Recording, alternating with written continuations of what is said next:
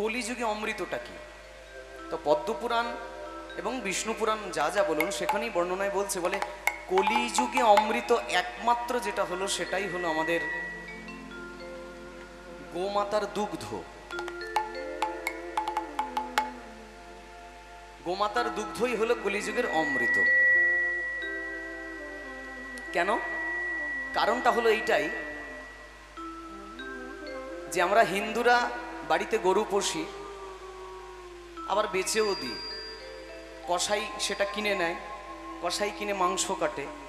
যদি প্রশ্ন করা হয় যে গোমাতাকে বেচে দিলে কেন, তা উত্তর আসবে দুধ দেয় না, ওই জন্য বেচে দিয়েছি। যদি তাই হয় আমি বলি কিছুদিন পর তো নিজের মাও দুধ দেওয়া বন্ধ করে দেয়, তাই নিজের মাকেও বেচে দেবে? আমাদের মা 7 জন, গো, গঙ্গা, গায়ত্রী, গীতা। তারপর এখনকার যুগে একটা মা বেশি জুড়েছে, কে? নিজের মায়ের থেকে সেই মাকে ছেলেরা বেশি সম্মান করে, শাশুড়ি মা। হরি বল। কলিযুগে অমৃত বলতে কি বোঝানো হচ্ছে দেখুন, লেখক বলছেন, আমাদের চৈতন্য চরিতামৃতে কৃষ্ণদাস কবিরাজ গোস্বামী বলছেন অমৃত কি?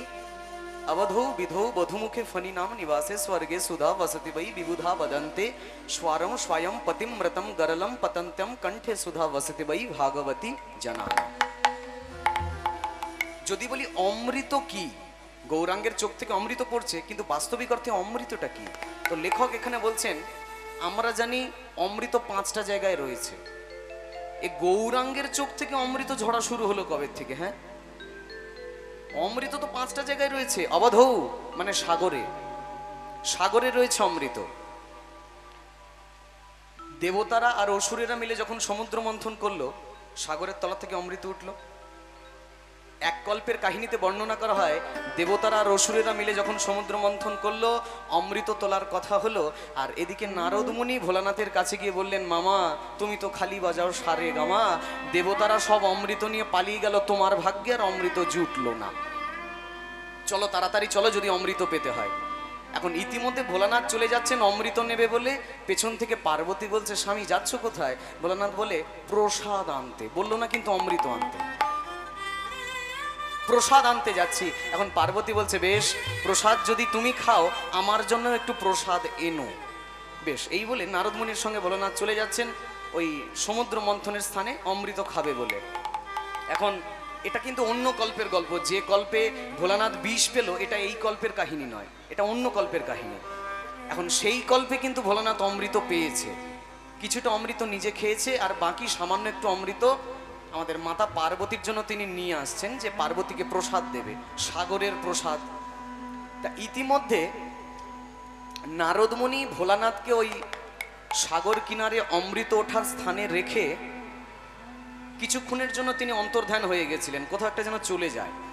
এখন ভোলানাথ যখন অমৃত খেয়ে বাড়ির দিকে আসছে, ইতিমধ্যে নারদমণি গিয়ে ভোলানাথের কাছে হাত পেতে বলে, ও হে মামা, অমৃত খেয়েছো? হ্যাঁ। আচ্ছা, তা তুমি অমৃত খেয়েছো, আমাকেও অমৃত দাও। ভোলানাথ বলে, আমার কাছে তো অমৃত নাই বাবা। নারদমণি বললেন, দেখো মামা, মিথ্যে কথা আমার সঙ্গে বলো না, নাম তোমার ভোলা মৃত্যুঞ্জয়, তোমার কাছে অমৃত থাকবে না তা কি কখনো হয়? তুমি মামির জন্য অমৃত নিয়ে যাচ্ছ আমি জানি। ভোলানাথ বলে, সত্যি কথা বলবো, মিথ্যা বলবো না, তোর মামির জন্য একটু অমৃত নিয়ে যাচ্ছি, সাগরের প্রসাদ। এখন নারদমণি বলে, দেখো মামি, এই দেখো মামা, মামির জন্য অমৃত নিয়ে গিয়ে লাভ নেই। কারণ মেয়েদেরকে যত কিছুই তুমি দাও, অন্ন বস্ত্র বাসস্থান, এত দেওয়ার পরেও তাদের কাছে নাম নেই। মানে যেন তেন প্রকারের নারদমণি ভোলার সঙ্গে তার স্ত্রীর ঝামেলা বাঁধাবে, এই হচ্ছে তার কাজ। নারদের নাম, নারদ কারে কয়? যারে কেউ করতে পারে না রোদ, তার নাম নারদ। এ যা মনে ভাবে তাই করে। হরি বল। এখন নারদমণি ভোলানাথকে বলছে, দেখো মামা, একটা কথা বলি, তুমি যে পার্বতী, মাতা পার্বতীর জন্য অমৃত নিয়ে যাচ্ছ, আচ্ছা মা কি তোমাকে মানে? মানে এখনকার মেয়েরা স্বামীদেরকে মানে না। তা মা কি তোমাকে মানে? ভোলানাথ বলে, সত্যি বলবো, মাঝে মাঝে মানে, মাঝে মাঝে রেগে গেলে এমন উল্টাপাল্টা গালাগাল করে আমার মান সম্মান দলিসাৎ হয়ে যায়। মানে না, বেশিরভাগ সময় মানে না। এখন নারদমণি কি রকম ঝামেলা পাকাচ্ছে দেখুন। বলছে, দেখো মামা, যে এখনই তোমাকে মানে না, অমৃত পাওয়ার পর আরোই মানবে না। এক কাজ করো, মামির জন্য অমৃত নিয়ে গিয়ে লাভ নেই, ওই যেটুকু অমৃত তুমি প্রসাদ করে নিয়ে যাচ্ছ সেটা আমাকে দাও, আমি খাই। তাই নাকি? ঠিক বলেছিস তো। হ্যাঁ হ্যাঁ হ্যাঁ, তোর মামিকে অমৃত দেবো না, এমনিতেও মানে না, আরোই মানবে না। এই বলে ভোলানাথের কাছ থেকে অমৃত নিয়ে নারদ খেলো, অমর হলো নারদ মুনি। এখন ভোলানাথ যখন বাড়ি গেছে খালি হাতে, পার্বতী হাত পেতে দাঁড়িয়েছে, কই ভোলা মৃত্যুঞ্জয় অমৃত দাও, কই প্রসাদ আনতে গেছিলে প্রসাদ দাও। ভোলানাথ বলে, কোথায় প্রসাদ? তুমি তো নারদ মুনিকে নাকি বলেছো যে আমার প্রসাদের দরকার নেই, নারদকে প্রসাদ দিলেই হবে। পার্বতী বলে, কখন বললাম? বলে, কেন, নারদ যখন আমাকে সমুদ্র মন্থনের স্থলে দিয়ে কিছু সময় আমাকে বলল একটু মামির সঙ্গে দেখা করে আসি, কিছুক্ষণ পরে এসে আমাকে বলল মামি বলেছে মামি অমৃত খাবে না, তিনি প্রসাদ পাবে না, আমাকে দিতে বলেছে। তোমার লজ্জা করে না? তুমি আমার স্বামী হয়ে দাঁড়িয়ে দাঁড়িয়ে এতগুলো মিথ্যা কথা আমার সামনে বললে। এখন নারদ আমার সামনে কখন এসছে? নারদ তো আমার সঙ্গে দেখাই করেনি। এখন যাই হোক, যেভাবেই হোক প্রসাদ আনা হয়নি, তুমি তাহলে সমুদ্রের প্রসাদ আনলে না। এই পার্বতী গেল রেগে, রাগ করে পার্বতী বলল, সমুদ্রের প্রসাদ যখন আমার ভাগ্যে জুটল না, তুমি একা খেলে, আমিও তোমায় অভিশাপ দিলাম, আজকের পর থেকে তোমার পূজার প্রসাদ যারা খাবে তাদের সবার পশু কুলে জন্ম হবে।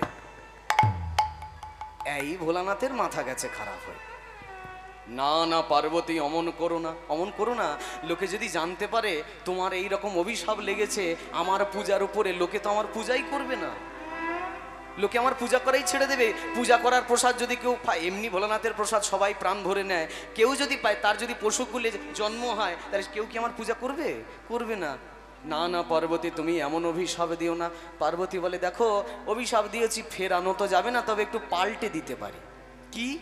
তোমার একা পুজো করলে, তোমার একা পুজো করলে সেই পুজোর প্রসাদ পেলে তার পশু বা প্রাণীকুলে জন্ম হবে, কিন্তু তোমার আর আমার যুগল পূজা করলে সেই পূজার প্রসাদ অমৃত সমান হয়ে যাবে। এতদিন পর্যন্ত ভোলানাথের একা, মানে শুধু ভোলানাথের পুজো হতো। এই যে অভিশাপটা কার্যকর হওয়া শুরু হবে, ইতিমধ্যে ভোলানাথ আর পার্বতীর যুগল পূজা হওয়া শুরু হলো। কিভাবে? মহাশিবরাত্রির দিন আপনারা শিবলিঙ্গে জল ঢালেন সবাই মঙ্গলার্থে, জগতের মঙ্গলার্থে, ঘরের সংসারের মঙ্গলার্থে। যেখানটায় জল ঢালা হয়, ওই যে শিবলিঙ্গ যাকে বলা হয়, ওই জল শিবের গায়ে পড়ে নিচের দিকে নেমে এসে দেখবেন একটা গোলাকার কাটা মতো মুখ আছে। এইটাই হলো গৌরীপীঠ। গৌরীপীঠ মানে শিবলিঙ্গে জল পড়ার পর আমাদের গৌরী দেবী বা পার্বতী, তিনি পিঠটা উল্টোভাবে রেখেছেন, যাতে ভোলার গায়ে জল পড়ার পরে পার্বতীর গায়ে জল পড়ে, একই সঙ্গে ভোলা আর পার্বতী দুজনেরই পূজা হয়। তাহলে ভোলার গায়ে জল পড়ে আবার পার্বতীর গায়ে জল পড়ে, যুগল পূজা হয়। সেই থেকে ভোলানাথের অভিশাপটাও কেটে যায়, যুগল উপাসনা যাকে বলা হয়। তো এই ভোলা পার্বতীর পরম্পরার পর থেকে আমাদের রাধা মাধবের যুগল উপাসনার পরম্পরা চলে আসলো। কারণ ভগবান কৃষ্ণ ভেবেছিলেন, আমি যদি একা জগতে পূজা পেতে চাই, রাধারানীও যদি রাগ করে আমার এইরকম কোন একটা অভিশাপ দিয়ে দেয়, আমি তো গেছি, আমার তো আর কোনো জগতে ঠাঁই হবে না। তাই বাবা দরকার নাই, রাধারানীকে যত লীলা করব পাশে রাখবো। প্রেম সে বলো নবদ্বীপে ধাম কি জয় হো। হ্যাঁ, তাহলে অমৃত রয়েছে কোথায়? আবধ মহাসাগরে, সাগর থেকে অমৃত উঠেছে। আবার বলছে না অমৃত সাগরে না, বিধৌ মানে চাঁদে। দাদা বলরাম যখন রাসলীলা করেছিলেন, চাঁদের সুধা খেয়ে পাগল হয়ে গেছিলেন। তো এই জন্য অনেকে ভাবছে অমৃত রয়েছে চাঁদে।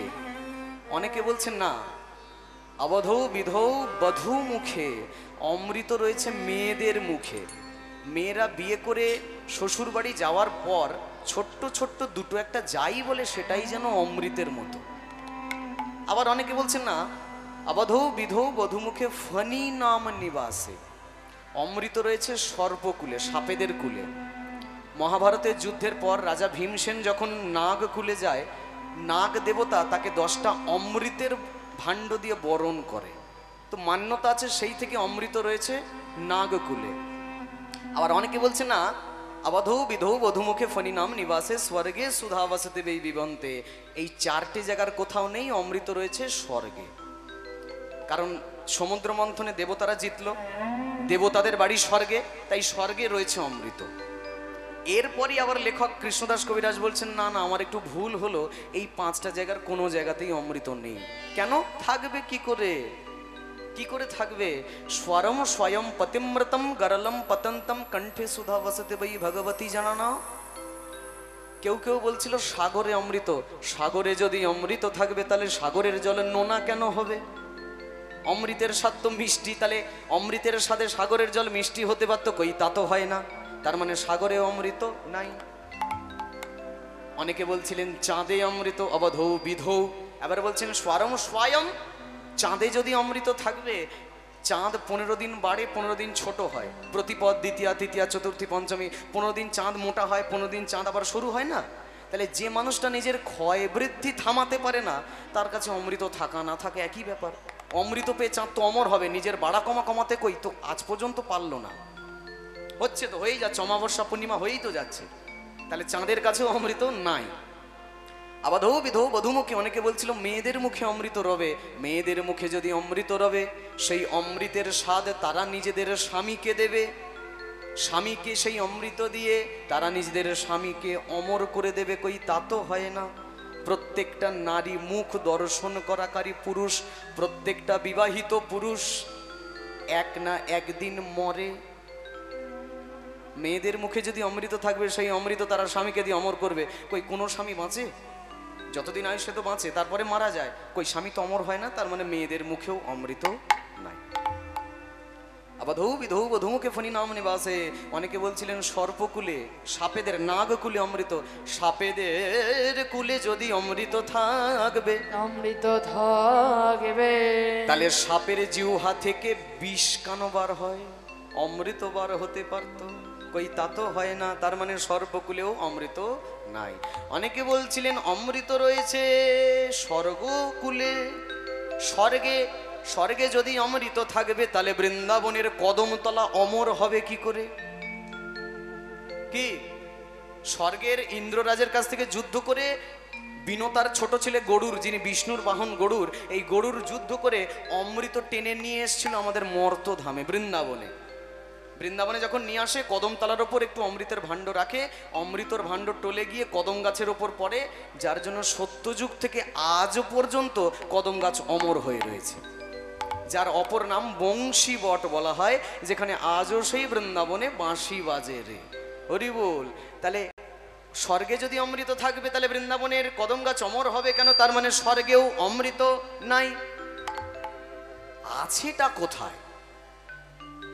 এইবার লেখক বলছেন अवधौ विधौ वधुमुखे फनि नाम निवासे स्वर्गे सुधा वसति वै विबुधा वदन्ते स्वारं स्वायं पतिम्रतं गरलं पतन्तं कंठे सुधा वसति वै। কণ্ঠে যারা ভাগবত কথা করে বেড়ায়, যারা হরি কথা বলে বেড়ায়, যারা জীবদ্দশায় দিনে অন্তত একটিবার বদন ভরে বলে হরি বল, বাস্তবিক অর্থে অমৃত রয়েছে তাদের গলায়। হরি বল,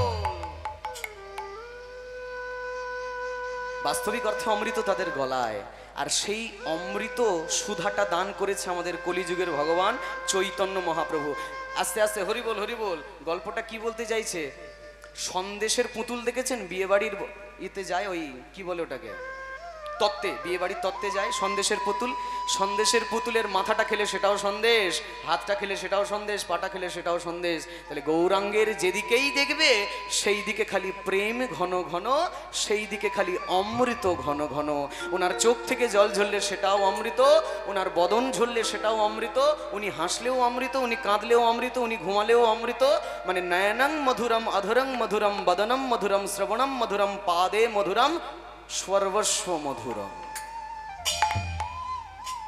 তাই আজকে বলছে গৌরাঙ্গের দুটি নয়ন কমল হতে যেন অমৃত ঝরিছে।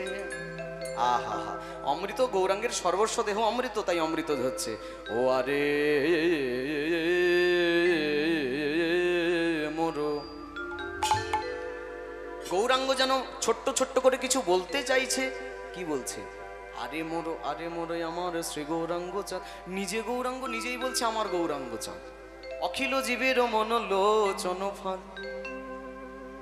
আরে আমার গোরা, আমার গোরা, আরে আমার আমার আমার গোরা, আর কারো নয় সই, আর কারো নয় সই, আর আমার আমার আমার আমার গোরা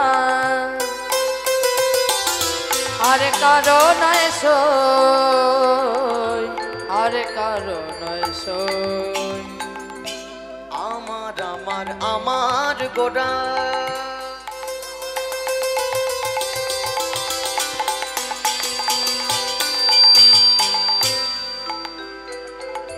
আর কারো নয় সই আর কারো নয় সই আমার আমার আমার গোরা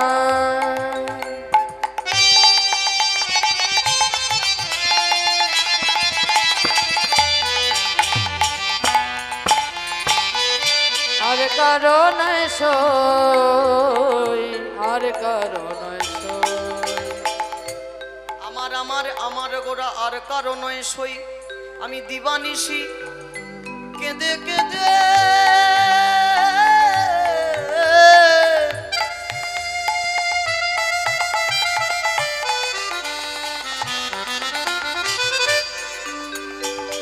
মরমে মরি সই দিবানিশি নিশি কেঁদে কেঁদে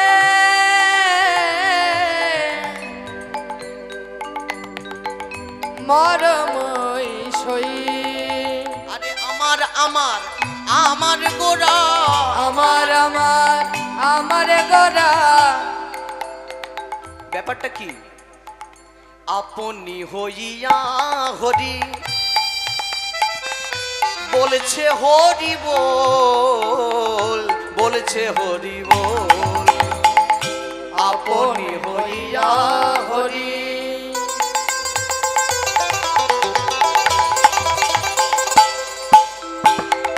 বলছে হরি বল বলছে হরি বল পতিত চণ্ডালে গোরা ধরে দেয় কুল আর পতিত চণ্ডালে গোরা ধরে দেয় কুল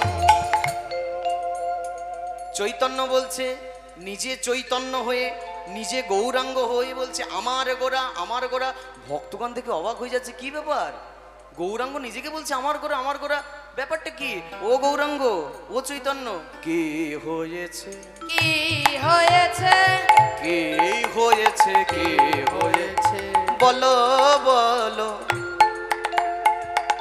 কেন এমন বলো বলো কি হয়েছে ও গো বলো বলো কেন এমন বলো বলো কি হয়েছে যেই না বলছে ভক্তরা যে বলো বলো কি হয়েছে আস্তে আস্তে আস্তে অনেক মানুষ আছে জগতে দেখবেন তো যদি কেউ গুমরে গুমরে কাঁদে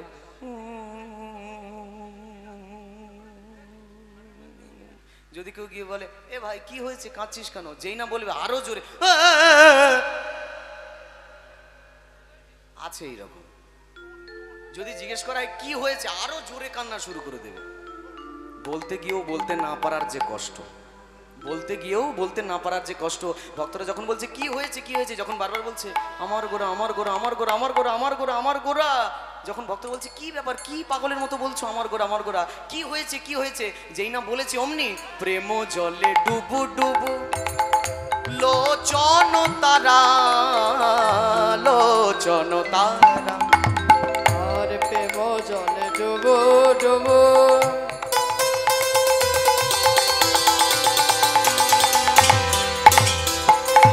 লোচন তারা লোচন তারা প্রলাপ সন্তাপ ভাব ভাব আদি ভোরা প্রলাপ সম্পাপ ভাব ভাব কাপি ভরা যেন অষ্টসাত্ত্বিক ভাব এসেছে অষ্টসাত্ত্বিক ভাব এসেছে অষ্টসাত্ত্বিক ভাব এসেছে অষ্টসাত্ত্বিক ভাব এসেছে যেই না বলেছে কি হয়েছে প্রেম জলে ডুবু ডুবু নয়ন তারা প্রেমের বন্যায় ভেসে যায় রে প্রেমের বন্যায় ভেসে যায় গো প্রেমের বন্যায় ভেসে যায় গো গৌরাঙ্গের মুখ বুক প্রেমের বন্যায় ভেসে যায় গো। গৌরাঙ্গের মুখে মুখ প্রেমের বন্যায় ভেসে যায় গো। লোচন তারা মুখ মুখ ভেসে যায় ভেসে যায়। অষ্টসাত্ত্বিক ভাব, আচ্ছা অষ্টসাত্ত্বিক ভাব কি বলে? চৈতন্যকে যখন বলা হচ্ছে কি হয়েছে কি হয়েছে, অষ্টসাত্ত্বিক ভাব স্তম্ভ। স্তম্ভ স্তম্ভ মানে কি? স্তম্ভ মানে একেবারে খাম্বার মতো চুপচাপ দাঁড়িয়ে আছে। স্ট্যাচু খেলা দেখেছেন? মনে আছে তো স্ট্যাচু খেলা? যে নট নড়ন চড়ন খেলা আমরা ছোটবেলায় বলতাম। হ্যাঁ, চলাফেরা করতে করতে হঠাৎ করে স্ট্যাচু একদম পুরো খাম্বার মতো চুপচাপ দাঁড়িয়ে, না নড়বে হাত, না নড়বে চোখ, না নড়বে গণ্ডমুণ্ড। এই হলো স্তম্ভ ভাব, একেবারে স্তম্ভের মতো চুপচাপ তটস্থ হয়ে দাঁড়িয়ে আছে গৌরাঙ্গ। কিছুক্ষণ পরেই আবার নতুন ভাব, স্তম্ভ শ্বেত। শ্বেত, শ্বেত মানে, শ্বেত মানে সাদা। সাদা সাদা রাধারানীর কথা স্মরণ করে সবুজ বর্ণা বা শ্বেত বর্ণা রাধার ভাবে ভাবিত হচ্ছে। কখনো বলছে রাধা রাধা, কখনো বলছে কৃষ্ণ কৃষ্ণ, কখনো বলছে গৌরাঙ্গ গৌরাঙ্গ। স্তম্ভ শ্বেত রোমাঞ্চ। রোমাঞ্চ মানে, রোমাঞ্চ মানে প্রেম। প্রেম অনুভব করছেন মনে মনে, কখনো হাসে কখনো কাঁদে, কখনো আবার ভাবে গড়ি গড়ি যায়, হাসছে কখনো কাঁদছে। স্তম্ভ শ্বেত রোমাঞ্চ বেপথু, কখনো আবার সাগরের মধ্যে ঝাঁপ দিতে যায়, কখনো আবার বড় তাল গাছকে জড়িয়ে ধরে, কখনো আবার মাটির সঙ্গে গিয়ে কথা বলে, কখনো হাতে যদি মাছি বসে মাছির সঙ্গে বলে যা আমি তোর সঙ্গে কথা বলবো না, তোর সাথে আমার কোনো সম্পর্ক নাই। যা খুশি তাই করে। স্তম্ভ শ্বেত রোমাঞ্চ সরভঙ্গ। কথা বলতে বলতে গলা কেঁপে কেঁপে কেঁপে কেঁপে ওঠে। কৃষ্ণ কৃষ্ণ বলতে পারে না, কৃ কৃ কৃ কৃ ইস ইস ইস no no no no no no no no, Krishna শব্দ উচ্চারণ হয় না। স্তম্ভ শ্বেত রোমাঞ্চ সরভঙ্গ বেপথু, বিপথে চলে যায়। বৈবন্য, গায়ের রং যেন মিলিয়ে যাচ্ছে, উজ্জ্বল বর্ণ যেন ধীরে ধীরে কালো বর্ণ হয়ে যাচ্ছে, যেন কালো কৃষ্ণের মতো আকার ধারণ করছে। কি হচ্ছে গৌরাঙ্গের? স্তম্ভ শ্বেত রোমাঞ্চ সরভঙ্গ বেপথু বৈবন্য, অশ্রু ঝরঝর করে কখনো কাঁদছে, প্রলয় হয়ে যাচ্ছে যেমন এখন হয়ে গেল প্রলয়। গৌরাঙ্গের মধ্যে পাগল উন্মাদের দশা, একবার পূবে যায় একবার পশ্চিমে যায়, একবার উত্তরে দক্ষিণে সোজা এদিক ওদিক ছোটাছুটি করে আবার কোনো জায়গায় সে ঝাঁপ দিয়ে মাটির উপর পড়ে যায়। স্তম্ভ শ্বেত রোমাঞ্চ সরভঙ্গ বেপথ বৈবন্য অশ্রু প্রলয় ইত্যাষ্টাং অষ্টসাত্ত্বিক ভাব মাতঃ। দেখতে দেখতে অষ্টসাত্ত্বিক ভাবের বিকার যখন এসছে, চিৎকার করে গৌরাঙ্গ বলছে রাধে রাধে রাধে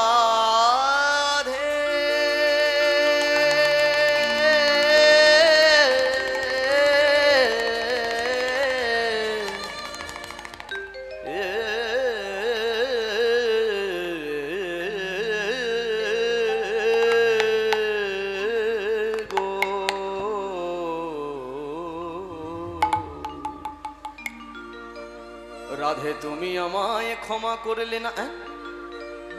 কি বলে? তুমি আমায় ক্ষমা করলে না, আমি বড়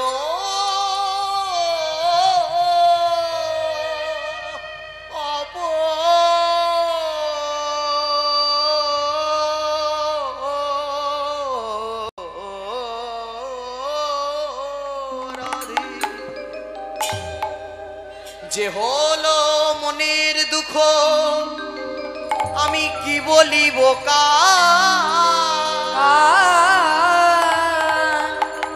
মঝু মন জীবন কইছে জুড়া,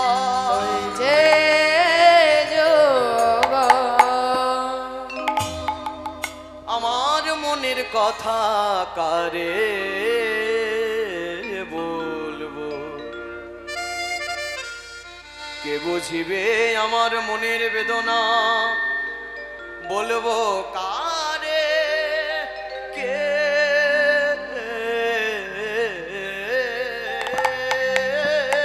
আছে আমার মরম সখা। ভক্তরা বলছে কেন এত ভক্তের মধ্যে তোমার মরম সখা কেউ নেই যাকে মনের কথা বলতে পারো? অদ্বৈত গদাধর নিত্যানন্দ শ্রীবাস আদি কত ভক্তরা রয়েছে, তো সবার কাছে বলো। আহা, সবার মধ্যে ছুটতে ছুটতে ছুটতে ছুটতে এসে একজন ভক্ত এসে দাঁড়িয়েছে, যিনি আর অন্য কেউ নয়, কে? ছুটি গিয়া গৌরী দাস প্রভুরে পুছিলা, প্রভুরে পুছিলা।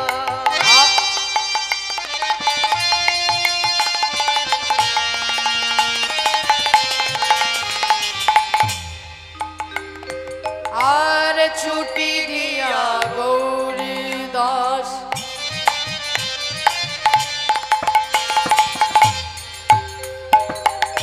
প্রভুরে প্রচিলা, প্রভুরে পুছিলা। কি কারণে কাঁদো তুমি ধুলাতে পড়িয়া, ধুলাতে পড়িয়া? কি কারণে মাখো তুমি ধুলাতে পড়িয়া, ধুলাতে পড়িয়া? কেন এমন করে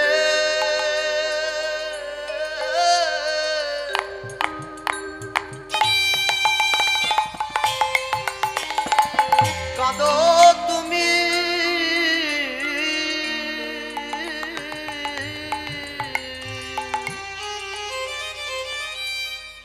ও প্রভু, কেউ না বুঝতে পারো, আমি বুঝতে পেরেছি। এবার গৌরীদাস নিজের ভাষায় বলতে চাইছেন, কেন কাঁদো অকারণ গোয়ালিনীর মানের কারণ? কেন কাঁদয় অকারণ?